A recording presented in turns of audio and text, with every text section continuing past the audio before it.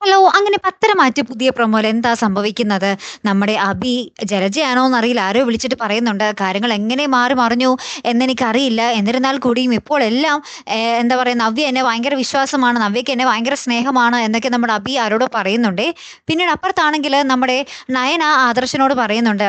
ആദർശേട്ടൻ പറഞ്ഞല്ലോ അവന്റെടുത്ത് ജീവിച്ചിരിക്കുന്ന തെളിവ് ഒരെണ്ണം ഉണ്ടെന്ന്. അപ്പൊ ആ തെളിവ് അവര് നശിപ്പിക്കാൻ വേണ്ടി എന്തും ചെയ്യും. അതുകൊണ്ട് നമ്മള് അനഘയെ കുറെ കൂടി സൂക്ഷിച്ചേ പറ്റൂ എന്നിങ്ങനെ പറയുവാണ്. അപ്പുറത്ത് അതുപോലെ തന്നെ നമ്മുടെ നാഗേന്ദ്രൻ, ഡേവിഡും എല്ലാവരുമായിട്ട് ചർച്ച ചെയ്യുകയാണ്. അനഘ എന്ന് പറയുന്നവളെ ഇനി വെറുതെ വെച്ചുകൂടാ. അവള് കുറെ നാളായില്ലേ ജീവിക്കാൻ പാടുപെടുന്നു.